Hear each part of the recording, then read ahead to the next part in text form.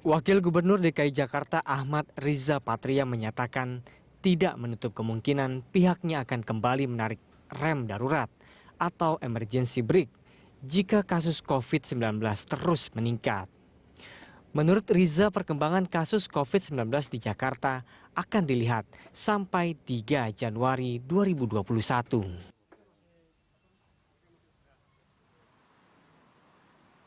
Untuk itu Riza meminta agar para pelaku usaha perkantoran untuk bisa membantu Pemprov DKI mengantisipasi peningkatan kasus harian di Jakarta dengan terus menerapkan protokol kesehatan 3M.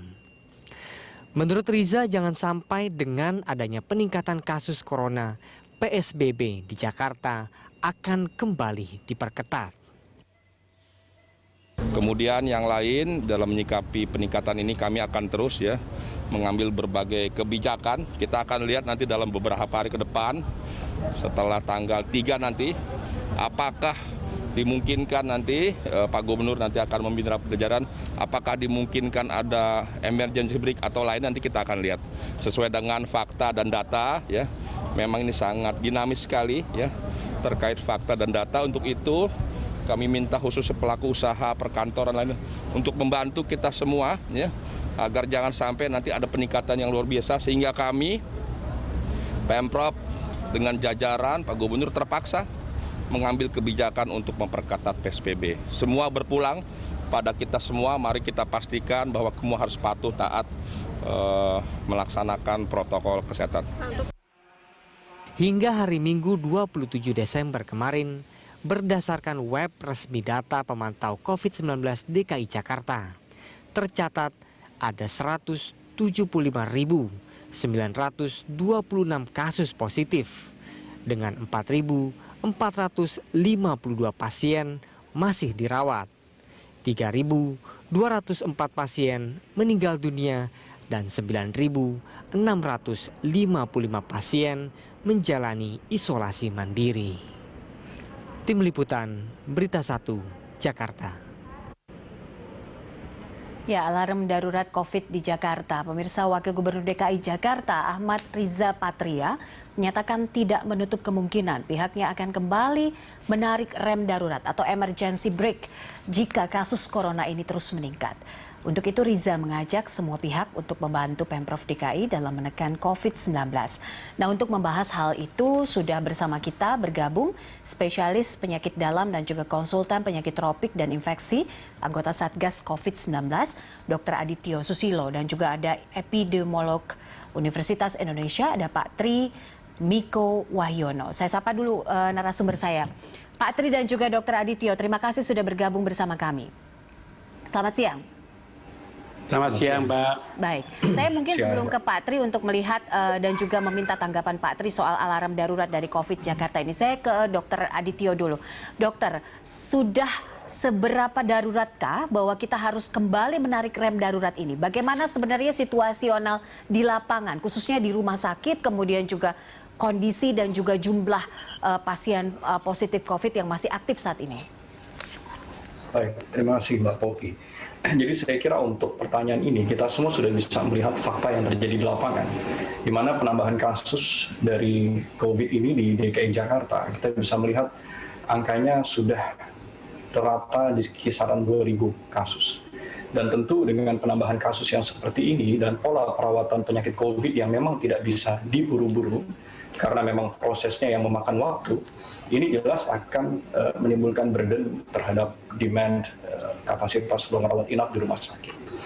Dan saya kira tidak hanya kami, hampir di seluruh daerah di pelosok Indonesia, saya kira banyak sekali tenaga medis yang memang sudah merasa kewalahan dengan penambahan kasus yang sedemikian tinggi dan kapasitas di ruang rawat masing-masing yang saya kira juga sudah semakin menipis. Jadi saya kira ini adalah fakta di lapangan yang bisa kami sampaikan terkait kondisi ini. Oke, kalau kita flashback sedikit ke belakang, Pak Anies sempat menarik beberapa bulan yang lalu menarik rem darurat, tapi ternyata rem darurat yang dilakukan oleh wakil gubernur dan juga wakil gubernur pada saat itu tidak cukup efektif untuk menekan angka COVID-19. Jika ini dilakukan lagi, apakah ini juga bisa menjamin bahwa akan ada penurunan kasus COVID-19 saat ini? Jadi kalau kita lihat dari grafik penambahan kasus, sebetulnya kita melihat ada 2 kali proses rem darurat PSBB total gitu ya. Di mana PSBB total yang pertama itu dilakukan dalam periode waktu yang lebih lama. Dan pada saat itu dilakukan, kita bisa melihat proses penambahan kasus dari COVID ini memang melandai. Dan kemudian saat PSBB transisi diberlakukan, kita bisa melihat penambahan kasus yang cukup ekstrim. Sehingga pada akhirnya dilakukan PSBB total yang kedua. Dan memang yang perlu kita kaji adalah pada saat pembatasan pergerakan ini dilakukan secara total, mungkin kita baru bisa melihat dampaknya kira-kira 2 minggu setelah peraturan itu dilakukan. Karena ini berkaitan dengan masa inkubasi dari virusnya yang kurang lebih bisa sampai 14 hari. Dan kalau kita lihat grafik kasus di DKI Jakarta, 2 minggu setelah PSBB total yang kedua dikerjakan, itu grafiknya melandai lagi. Tapi karena memang PSBB total itu hanya dikerjakan selama 2 minggu, kemudian kembali ke PSBB transisi, jadi proses pelandaiannya itu mungkin tidak terlalu dirasakan, tidak seperti waktu PSBB total yang pertama. Dan pada saat dikembalikan lagi ke PSBB transisi, ya tentu kasusnya jadi meningkat lagi, dan saat ini kita bisa melihat kenyataannya di lapangan seperti yang kita lihat di media. Oke. Gitu barangkali dari saya. Baik, jadi sudah sangat cukup darurat untuk ditarik rem darurat lagi, begitu Dr. Adityo? Ya, saya kira strateginya mungkin kita serahkan kepada pemerintah daerah barangkali dan pemerintah pusat. Tapi pada prinsipnya upaya untuk membatasi pergerakan dan kontak antar manusia yang kita tidak pernah bisa menjamin apakah mereka memang sudah membawa virusnya atau belum, itu menjadi suatu hal yang nampaknya perlu dipertimbangkan. Kita ambil contoh saat ini seperti di China. Di China mereka sudah mensinyalir ada beberapa kasus yang muncul setelah mereka melakukan kontrol selama sekian lama dan efektif. Dan setelah penambahan kasus yang terjadi, saya kira di sana juga sudah mulai memberlakukan lagi kegiatan, pelaksanaan protokol darurat untuk mencegah laju transmisi. Jadi saya kira pertimbangan ini bukanlah pertimbangan yang aneh atau di luar dari kelaziman, tapi saya meyakini akan ada banyak hal-hal yang perlu dikaji lebih dalam sebelum keputusan ini diambil. Oke. Saya kira itu. Baik, saya ke Pak Miko. Pak Miko, tanggapan Anda mengenai rencana alarm dari untuk tarik rem darurat lagi untuk DKI Jakarta. Seberapa efektif ini bisa dilakukan dan apakah ini sudah saatnya untuk kembali ditarik? Jadi Jakarta adalah epicentrum COVID-19 di Indonesia, begitu. Jumlah kasus COVID-nya baik itu kumulatif atau kasus aktif itu sepertiganya dari Indonesia. Jadi bisa dibayangkan kalau Jakarta kasusnya adalah sepertiga. Jadi kalau sekarang kasus nasional aja 700, maka di Jakarta ada sekitar sepertiganya. Nah, kemudian kasus aktifnya adalah sepertiga lebih atau 30% lebih dari kasus kumulatifnya. Nah, itu indikator pertama. Indikator kedua adalah kapasitas pelayanannya. Kapasitas pelayanan di Jakarta sudah semuanya lebih dari kapasitas yang WHO standarkan. Lebih dari 60% bahkan.